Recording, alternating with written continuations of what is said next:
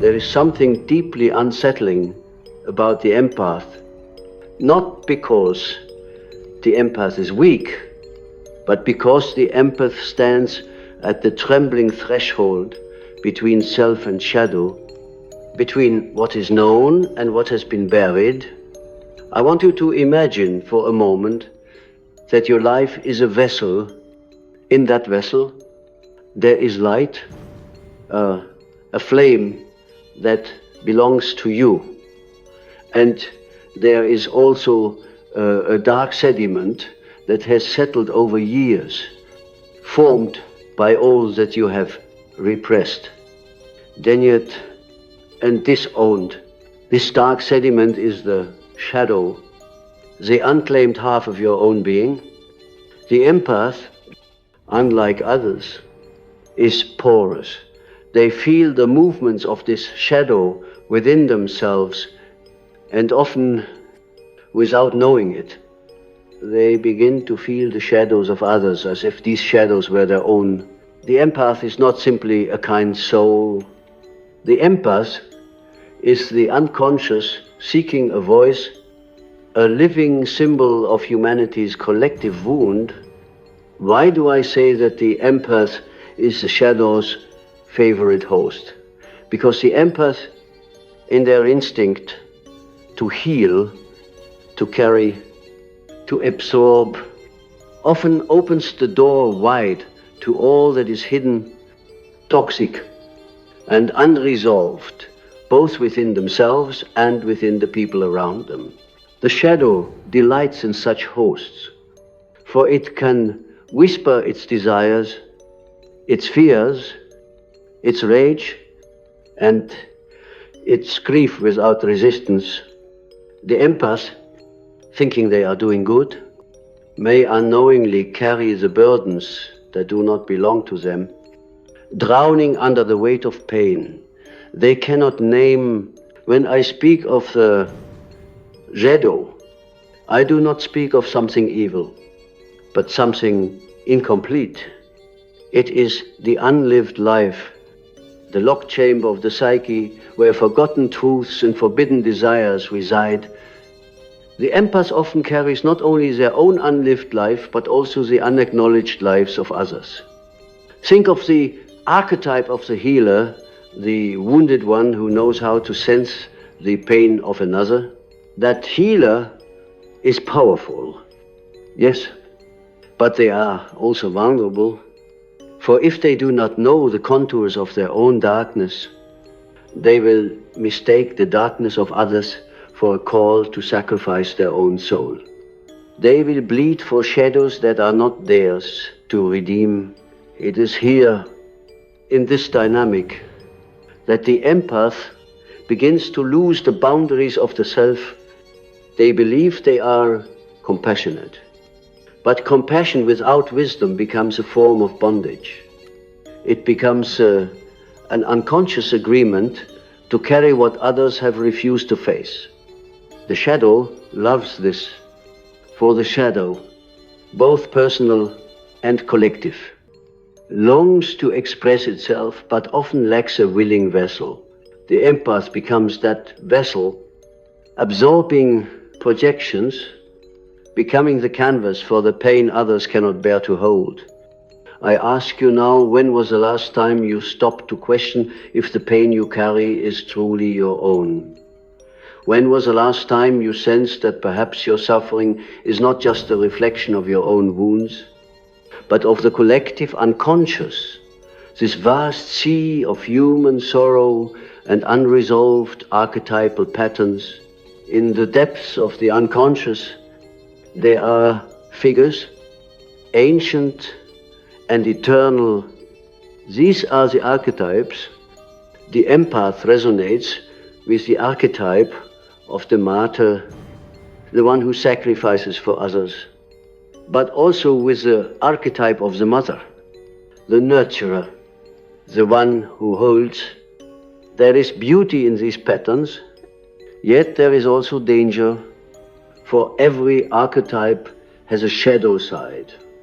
The mother can become smothering, devouring, losing herself entirely in the lives of those she loves.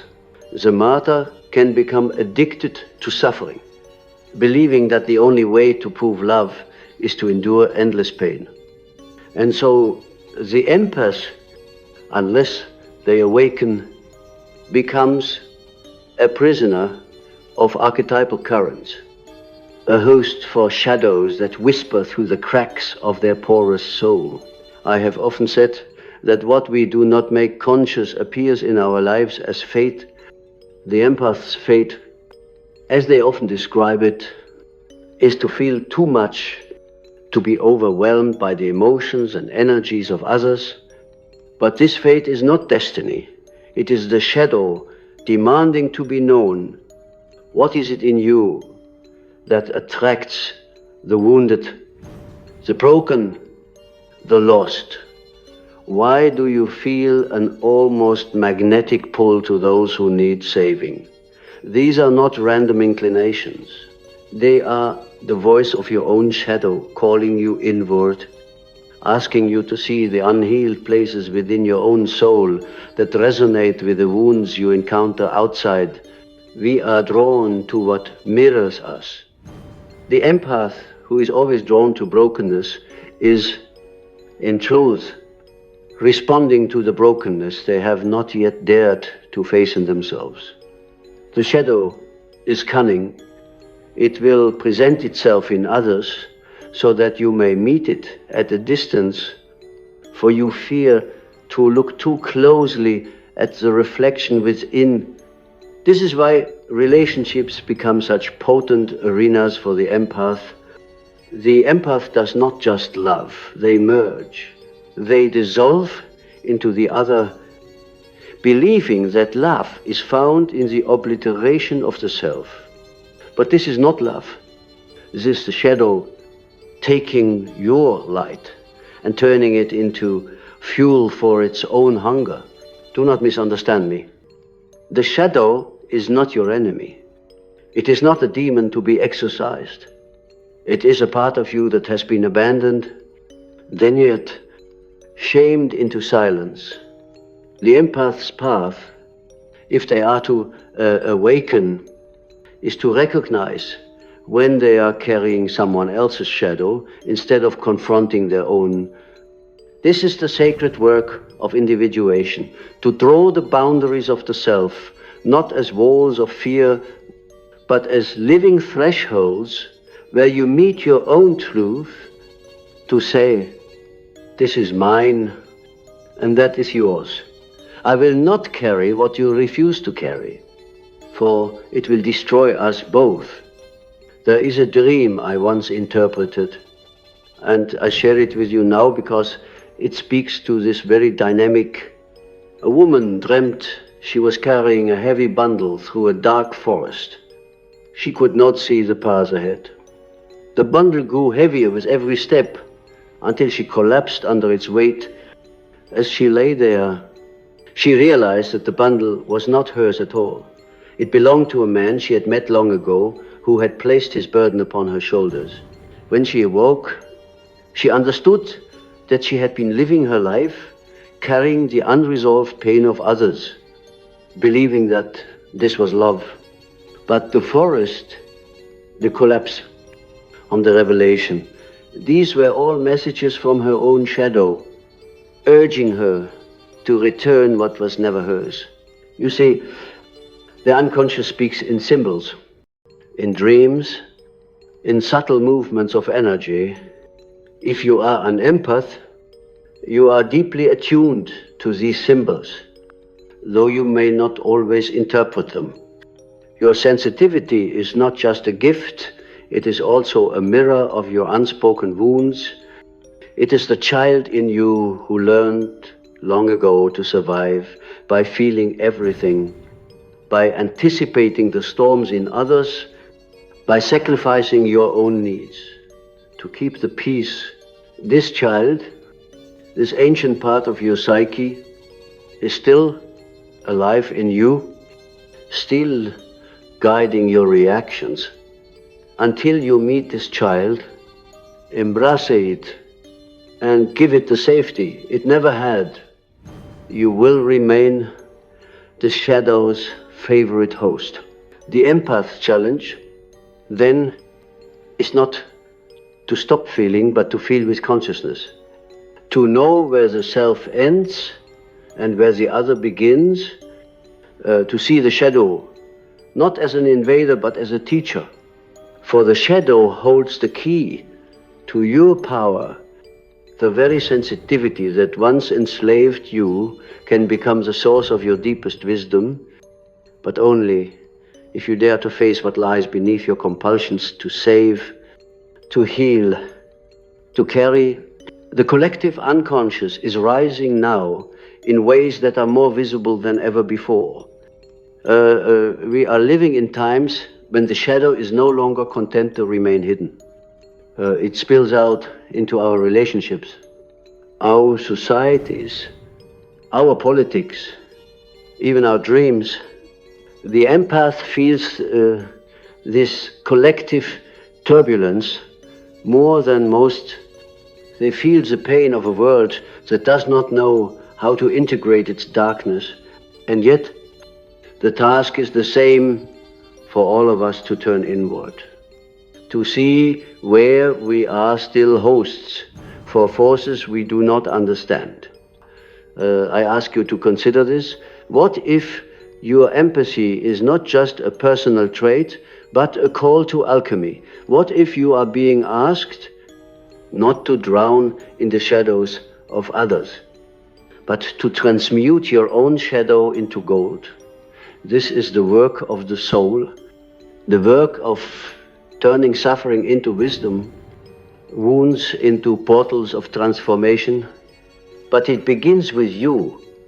It begins with the courage to say, I will no longer be the host for pain that is not mine. I will no longer confuse self-sacrifice with love. I will meet my own shadow. And in doing so, I will free myself. When we speak of the shadow choosing its favorite host, we must understand that the shadow does not merely dwell in the dark corners of the psyche. It is alive, it is cunning, and it desires expression. The empath, in their openness, becomes the perfect conduit. Why? Because the empath is often unguarded. Their boundaries are thin, their walls transparent. They confuse receptivity with love and selflessness with virtue. But in this confusion, they become vessels for other people's unlived lives, for the projections and disowned aspects that others cast out like ghosts looking for a home. The empath's body of mind and soul become that home, and the shadows they carry multiply until the empath can no longer distinguish between their own feelings and the pain of the world. I have often told my students that the unconscious will find any means necessary to bring its content to the surface. For the empath, the unconscious speaks through sensations, through a sudden wave of sadness that has no origin, through the sharp weight of anxiety that arrives when they step into a crowded room. They feel the currents of the collective like 1,000 voices beneath the surface, each begging to be acknowledged. But this feeling is not meant to enslave you, it is meant to wake you. If you are drowning in the pain of others, the first step is not to save them, but to recognize the mirror they hold up to your own soul. What does their pain awaken in you? What forgotten part of yourself rises when you meet their suffering? There is an archetype I have often seen in the lives of empaths, the archetype of the wounded healer.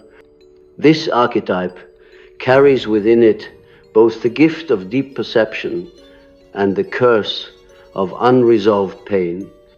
The healer who has not faced their own wounds will try endlessly to heal others, believing that if they can mend what is broken outside, the inner wound will finally close.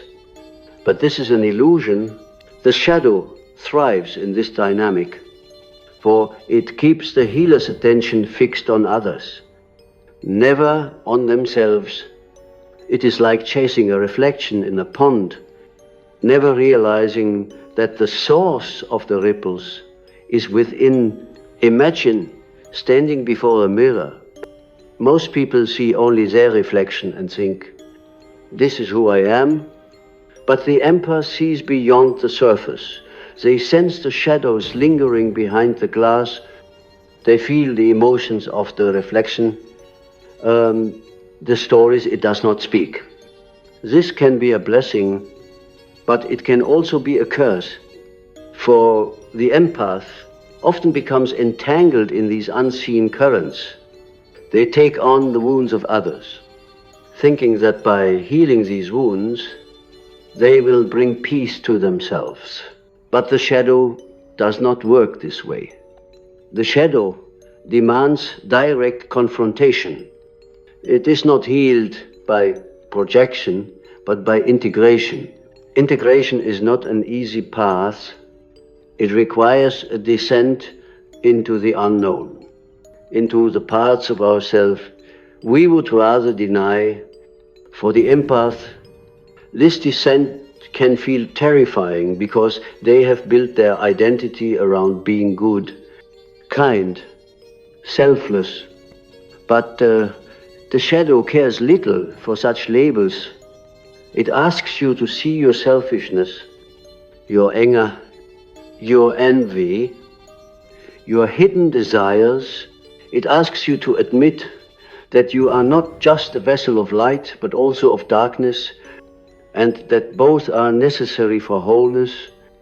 The empath who refuses to see their own darkness will continue to attract relationships that force them to confront it indirectly through betrayal, through exhaustion, through the feeling of being drained by those they love. Let me tell you a story of a young man who once came to me. He was deeply empathetic, always sacrificing for his family, his friends, even strangers. Yet he was exhausted, resentful, and secretly angry. He dreamed of a black wolf following him wherever he went, its eyes glowing with hunger. In our work together, he realized that this wolf was his shadow, his unexpressed rage, his unacknowledged need for freedom. He had spent his life being the caretaker, the savior, while never admitting his own need to be cared for. The wolf haunted him because he had denied this primal part of himself. Only when he turned to face the wolf in his dream, meeting its gaze without fear, did the wolf soften and become a guide rather than a predator. This is the path of the empath, to turn inward and face the wolves that have been following you all along. The collective unconscious is rich with such symbols: wolves, forests, oceans, mirrors, each one pointing to something hidden within us.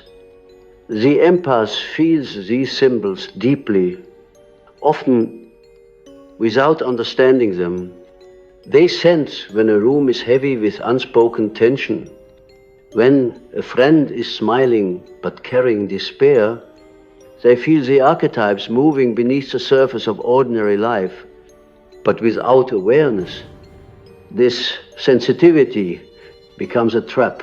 It becomes a constant bleeding of energy, a life lived for others rather than with oneself. The empaths must learn that they are not here to carry the shadow of the world. They are here to transform their own. Transformation is not about becoming someone else. It is about becoming fully yourself.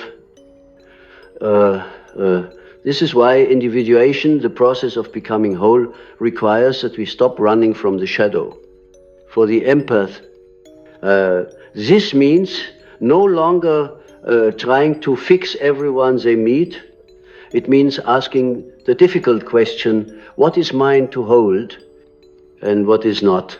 It means recognizing that sometimes the greatest act of compassion is not to carry another's pain, but to allow them the dignity of facing their own shadow. Only then do you step out of the role of the host and into the role of the conscious self. There is a tension here that cannot be ignored. The empath longs for connection, for unity, for the dissolving of boundaries, but individuation demands boundaries. It demands that you draw the circle around yourself and say, this is my soul, this is my light, this is my shadow, and all that lies beyond this circle is not mine to carry. This is not selfishness. This is sacred responsibility. For if you are endlessly drained, if you give without end, you become not a healer but a hollow vessel, and the shadow feasts on hollow vessels. Consider the dream of water a common symbol of the unconscious. Water can nourish, cleanse, and renew, but it can also drown. The empath often lives as if submerged in the emotional waters of others, unable to find their own breath, to rise from these depths. You must learn to see your emotions, not as commands, but as messages. Ask yourself, is this feeling truly mine? Or is it the echo of someone else's unspoken grief? The very act of asking this question begins to build the boundary between self and other, between conscious awareness and the flood of unconscious projections. The path of the empath who chooses to awaken is not easy.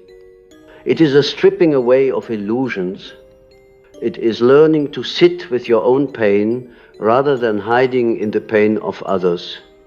It is realizing that your sensitivity is not meant to be a burden, but a bridge that connects you to the deeper truths of existence. But this bridge must be walked with care. If you rush across it, carrying everyone on your back, it will collapse beneath you. The bridge exists so that you can meet your own soul on the other side. The shadow, for all its darkness, is not malicious. It is simply the part of you that has not yet been lived. When you deny your anger, it grows stronger in silence. When you reject your desire, it turns into resentment. When you disown your power, you become vulnerable to those who would use you. The empath, more than anyone, must learn to claim these disowned aspects. For when you integrate your shadow, you are no longer easily manipulated, no longer drained by the needs of others. You become a light that illuminates without burning out, a presence that heals simply by being whole. The moment you begin to see that your empathy is not just a gift but also a mirror, something changes. You realize that the emotions you absorb are not random.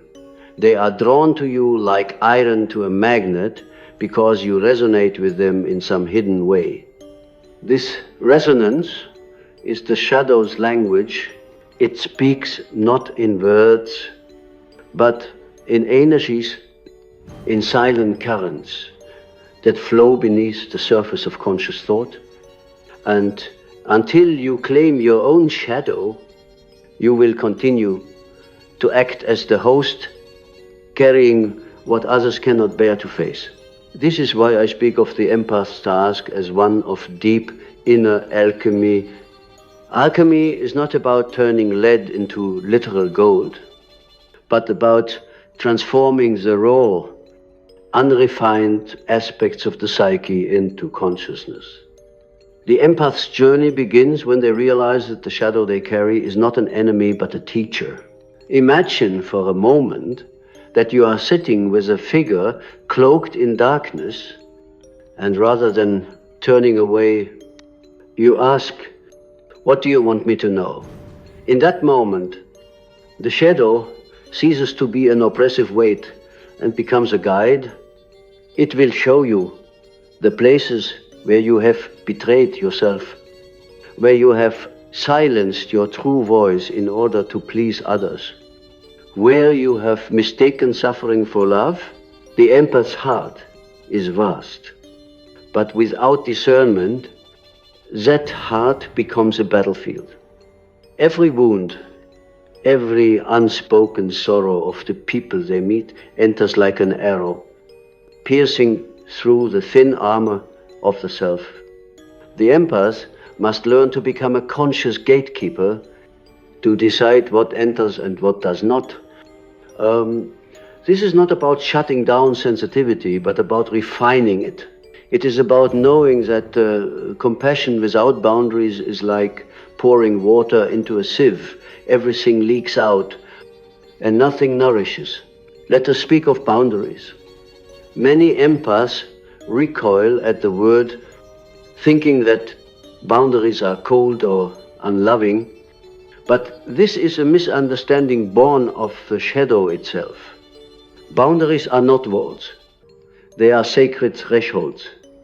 A boundary says, "I honor you, but I also honor myself. I see your pain, but I will not abandon my soul to save you from it." The shadow loves those without boundaries because they are easy to infiltrate. It is like a house with open doors and windows. Anything can enter, and the host becomes overwhelmed. But when the empath learns to close those doors not in rejection, but in conscious choice, they begin to feel the strength that was always theirs. I remember working with a woman who was so deeply empathic that she could not enter a room without feeling the unspoken emotions of everyone inside. She would take these emotions home, carrying them like stones in her pockets until she could hardly move. In time, she realized that her sensitivity was tied to her own unhealed wounds. As a child, she had learned to survive by sensing the moods of her parents, by becoming what they needed her to be, by feeling their pain so they wouldn't have to. This survival strategy had followed her into adulthood, where it masqueraded as compassion. But when she learned to see the origin of this pattern, to face the shadow of her childhood wounds, she no longer felt the compulsion to absorb everyone's suffering. Her sensitivity became clearer, sharper, like a finely tuned instrument, rather than a sponge soaking up all the darkness around her. You may think that to be an empath is to be destined for pain, but I tell you, this is only true if you remain unconscious of your own shadow. When you awaken, your empathy becomes a gift that is no longer parasitic. You no longer give your energy to those who refuse to face themselves. You become a mirror that reflects, not absorbs. You see others as they are without losing who you are. And in this clarity, you discover that your deepest compassion is not in carrying others, but in standing so firmly in your own light that they are inspired to face their own darkness. The archetype of the shadow is not isolated, it is connected to other archetypes that live within us. The empath often dances with the archetype of the savior.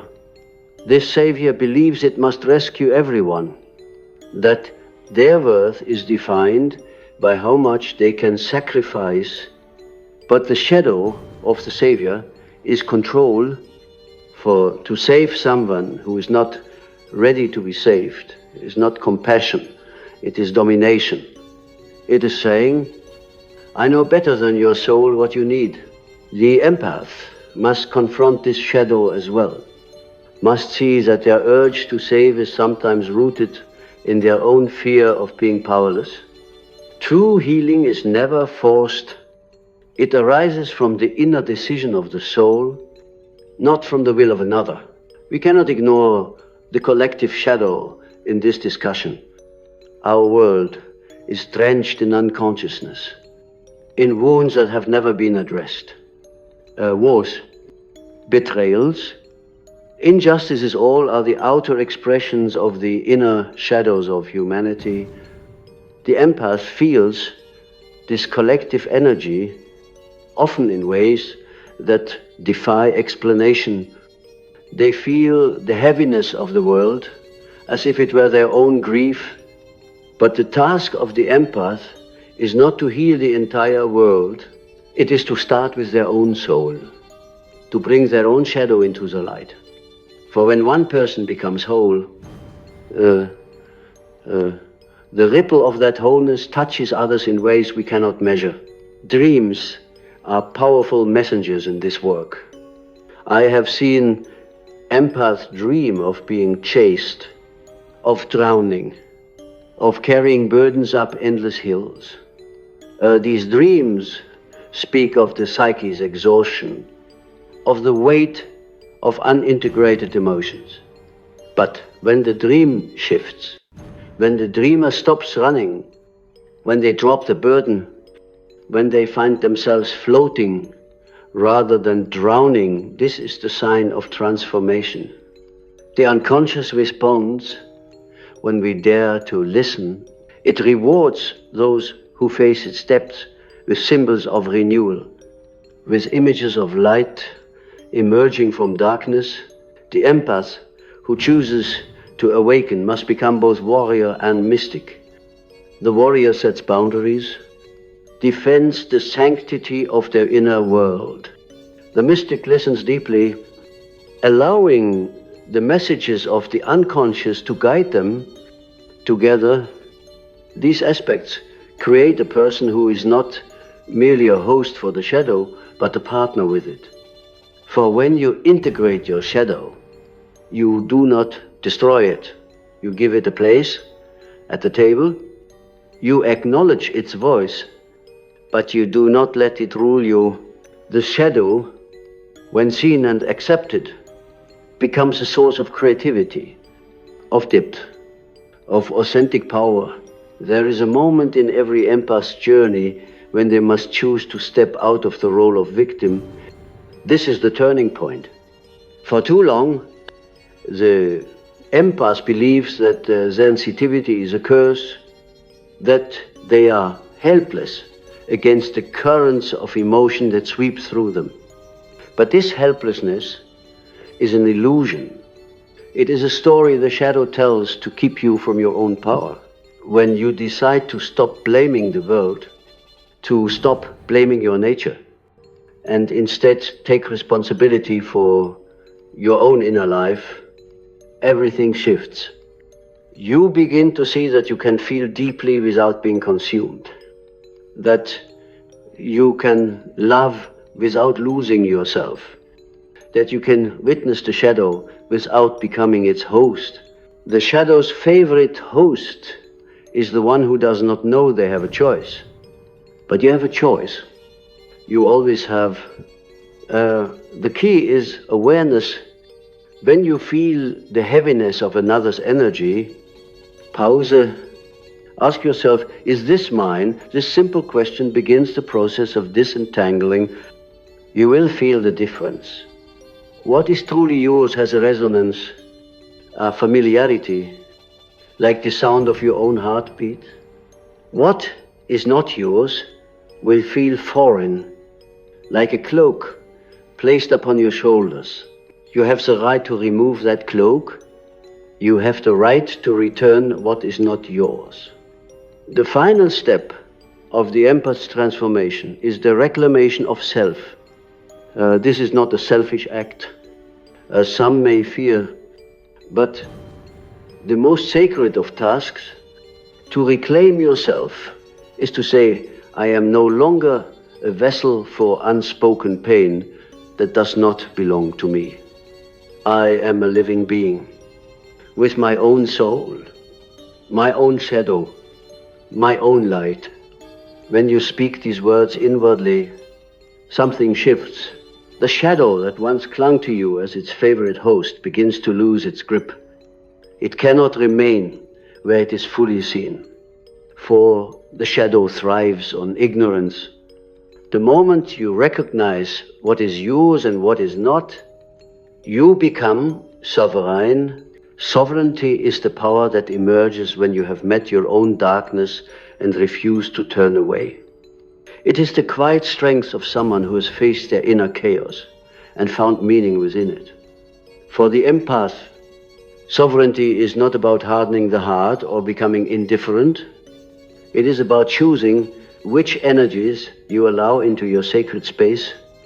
It is about saying, I will not be defined by the pain of others. I will not sacrifice my soul on the altar of their unresolved wounds. From this place of sovereignty, the empath is no longer drained by their gift. Instead, they radiate a calm, unwavering presence that heals simply by existing. I have seen many empaths struggle with guilt when they begin to set boundaries. They fear that by saying no, by refusing to carry another's suffering, they are being unkind or unspiritual. But this guilt is another mask of the shadow. It is the voice of the old patterns, the voice that says, you are only valuable if you suffer for others. To this voice, I say, your true value lies not in how much you sacrifice, but in how fully you live your own truth. When you live authentically, you give permission to others to do the same. You become a light, not a sponge. Let us speak of the light for a moment, for it too has its illusions. Many people imagine that to be spiritual or enlightened is to live in perpetual light, to reject darkness entirely. But this is a misunderstanding of the psyche's nature. Light and shadow are not enemies. They are partners in the dance of wholeness. Without shadow, light has no depth. Without light, shadow has no shape.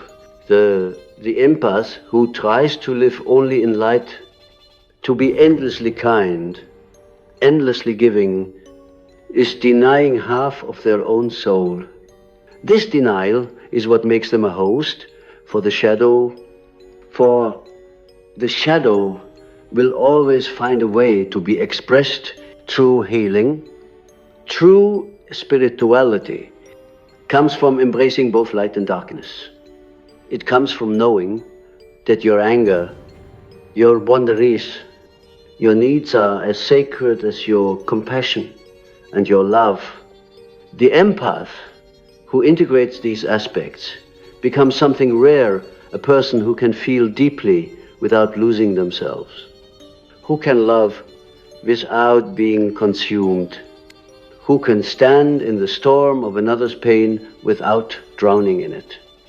This is the empath who has met their shadow and learned its language. I recall a dream of a woman who stood at the edge of a great abyss. The abyss was filled with whispers, voices of pain, fear, and sorrow.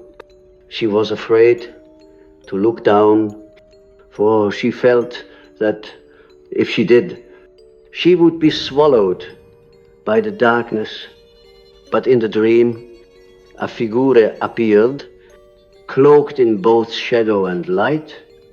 This figure told her, the abyss is not here to destroy you. It is here to show you who you are when you no longer fear the dark. When she finally looked into the abyss, she saw her own face staring back, not twisted or broken, but whole. She woke from the dream in tears. realizing that the darkness she had been avoiding was simply the unclaimed power of her own soul. This is what I ask of you now. Look into the abyss of your own shadow. See the parts of yourself that you have exiled, the anger, the grief, the longing. Bring them back. Speak to them as you would speak to a child who has been left alone for too long. Say to them, you belong to me. I will not abandon you anymore. When you do this, the shadow no longer needs to find hosts outside of you. It no longer needs to pull you into relationships where you are drained, used, or unseen. You become the host of your own wholeness. The empath's journey is not to rid themselves of feeling, but to refine it. When you learn to discern what is yours, when you integrate your shadow, your sensitivity becomes a gift of clarity. You can walk into a room and feel the energies present, but you are no longer swayed by them. You observe without absorbing. You witness without losing yourself. You are no longer a sponge, but a mirror, reflecting truth without distortion. This state of being requires constant awareness. The shadow does not disappear, it remains, but now as an ally, rather than a parasite. It will still whisper to you, still test your boundaries, but you will recognize its voice. You will know when a feeling is an echo of your own past, and when it is the projection of someone else's unresolved wounds. This awareness is your power. It allows you to choose, moment by moment, how you will respond. No longer do you react unconsciously, bleeding energy into the world. Instead, you stand rooted, calm, and deeply alive. I tell you now that the world needs awakened empaths. It needs those who can feel deeply but are no longer slaves to their feelings. It needs those who have faced the shadow and found strength in the very places they once feared. For our collective shadow is rising. It is visible in every conflict, every division, every cry for help that echoes through our society. And yet, if each of us took responsibility for our own shadow, if each of us stopped projecting our unlived life onto others, the world would change in ways we cannot imagine. The empaths have a role to play in this transformation, but it is not the role of the savior, not the role of the martyr. Your role is to be whole, to be fully yourself. When you are whole, you do not need to save anyone. Your presence alone becomes a catalyst for healing. Others feel safe in your company, not because you carry their pain, but because you show them that it is possible to face their own. So, I leave you with this challenge the next time you feel overwhelmed by the emotions of another. Pause, close your eyes, breathe deeply, ask yourself, what part of me is resonating with this feeling? Listen to the answer, even if it comes in whispers. And then, if the feeling is not yours, release it. Imagine handing it back, not in anger, but in love, saying, this belongs to you, and I trust that you are strong enough to hold it. You do not need to carry the world's shadows. You need only carry your own, and in doing so, you will discover that your own shadow is not a burden, but a key that unlocks the door to your true self. The empath who becomes conscious is no longer a victim, no longer a silent host. They become an artist of the soul, shaping light and shadow into a masterpiece of being, they see that every wound, every sorrow, every dream was part of their becoming, and in this becoming, they are free.